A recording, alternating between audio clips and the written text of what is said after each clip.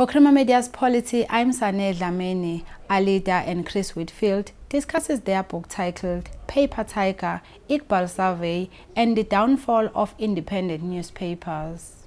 So Alida, tell us why your new boss at independent newspapers, specifically the Cape Times, was not happy when you ran with a different headline when Madiba died in 2013. Yes, thank you.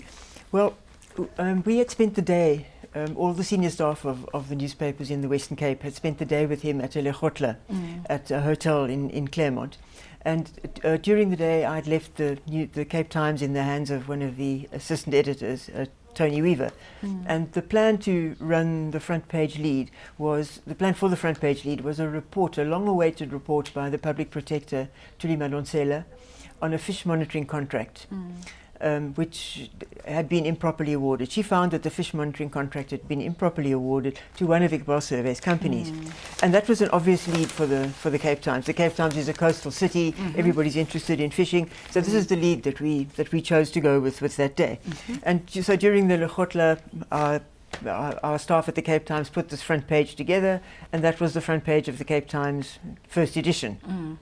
Then, as you remember, at about 11:15, President Zuma announced that Nelson Mandela had died. We all rushed back from the meeting at the hotel to put together a new front page for the Cape Times. And at the Cape Times we had a very short time, I think a couple of hours, to put together a new newspaper. So we had a choice. We could either change the first 4 pages of the old edition, and then the 5th page would have been the same as it had been before, and the rest of the paper would have been the same. Or we could produce an entirely new newspaper dedicated only to Mandela, with no ads and only Mandela on it. And that's what we decided to do.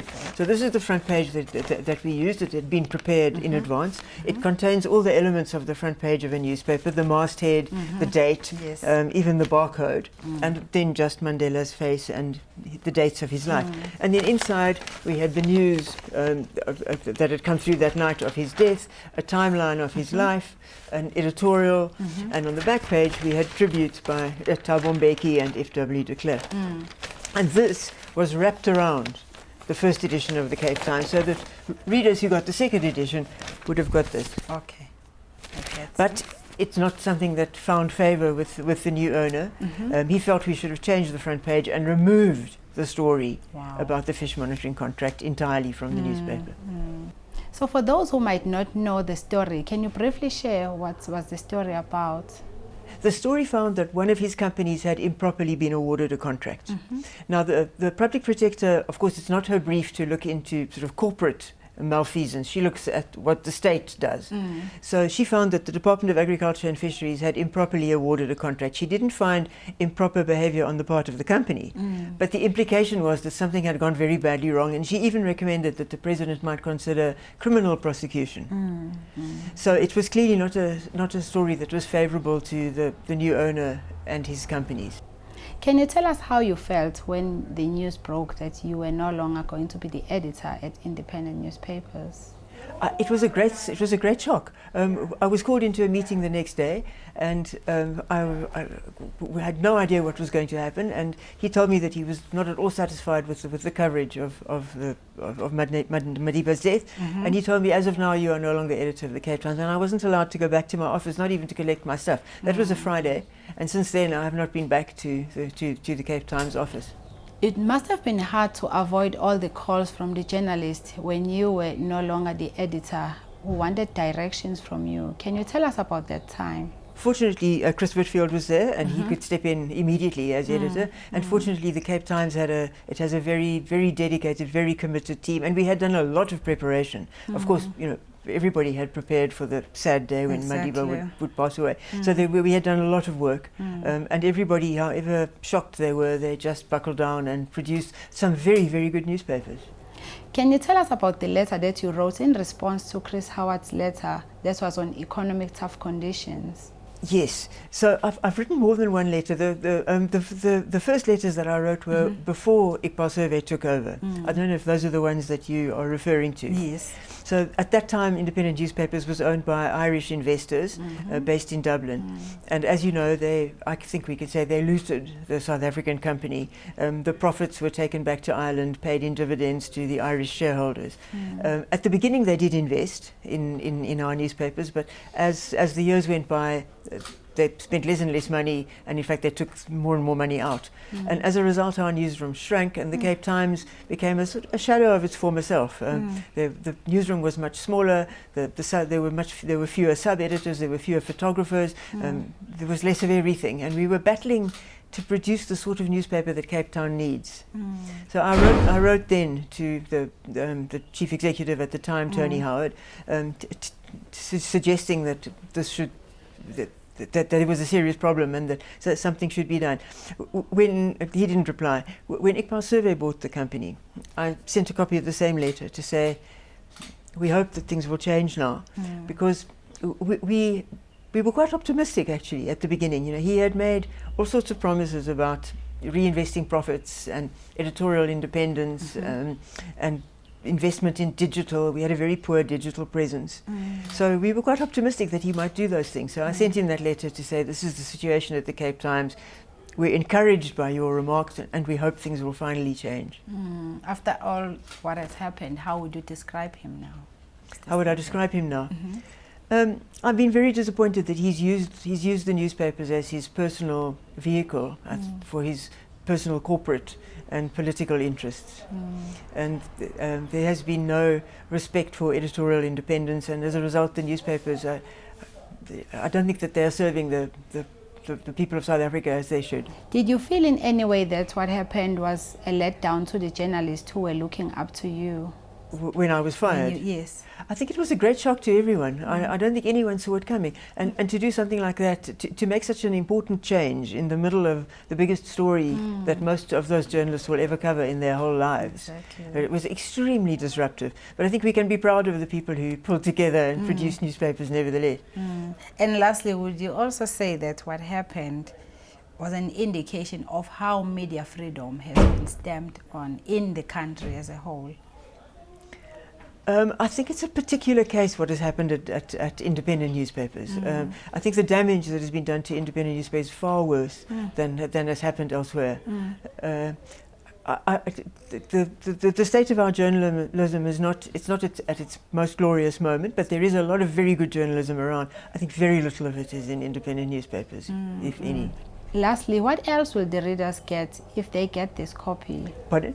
What else will the readers get from this book if they buy it? I hope they'll get a story told like a story by two journalists of a period, a very important period in the history of a very important company, which is very important for our democracy.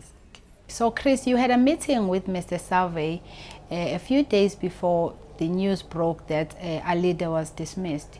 Why were you shocked? Because you had a meeting with him before and everyone would assume that he said something about it. I was called into a meeting where they were ostensibly discussing my future, and I was told that I would be sent to the Eastern Cape on a project to launch a new newspaper. There was a reference to the Cape Times of the day by Iqbal in which he suggested that it wasn't a good product, which I disagreed with. And he also made some reference to the editorial of the day in which he said that he interpreted it as an attack on him, and which I said to him, no, I don't think it was. I think it was supportive of you.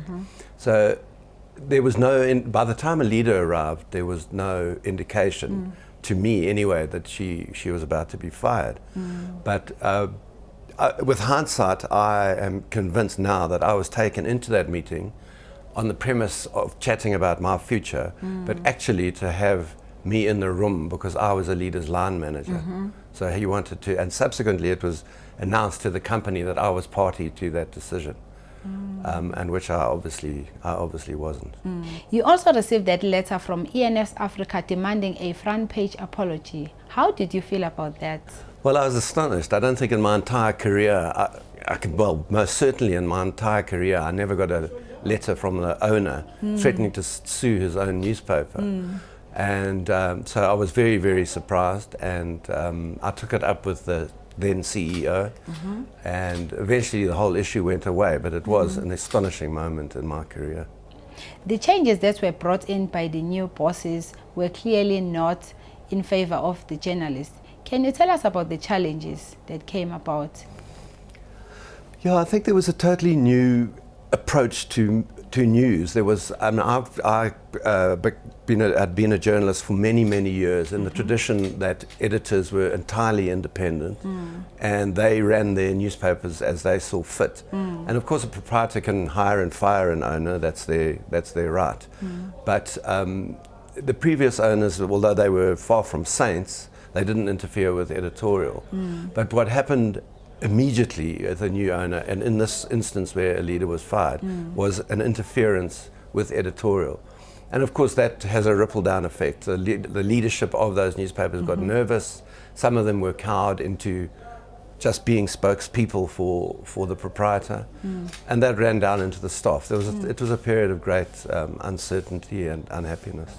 Talking about media ethics interference, you also witnessed Sir Anthony O'Reilly when he was angry while you were attending that conference. Can you tell us why he was not angry and how that interfered with media ethics? Yeah, in spite of the fact that he didn't interfere with editorial as such, he was quite upset about some of the photographs we'd used. So there was an instance where we ran a story and we referred to him in the story and quoted him, but we had a picture of somebody else and he wasn't happy with that. And another instance where the pictures weren't very flattering of him, and we were instructed, and I don't know where the instruction came from him, but we were instructed to remove pictures of him that made him look plumper than he was. So there were a couple of instances of that happening. If you were to describe Mr. Iqbal Survé, how would you describe him? I think I'd say very similarly to a leader. He I found it very disappointing that he's turned those newspapers into a vehicle for his own political and corporate interests, and the two are linked in this instance. And I think what he's done to the newspapers is just very unfortunate for our country and our democracy. The book also shares tensions that came about in the newsroom when the new editor was appointed, Mr. Abada. Can you tell us about that day? No, I'd run the newspaper for a day. I was the editor for one day, and then I was told the next day I must just stay clear of it. And the general manager in the region introduced Ghassan to the Cape Times team. And from a recording that we got, we've heard the exchanges, and staff were very unhappy and quite confrontational about having this guy coming in there. So there was a lot of unhappiness. Some of it was directed at Ghassan, rightly or wrongly, but it was ultimately a decision by the proprietor that gave rise to that unhappiness. And lastly, what else will the readers get from this book?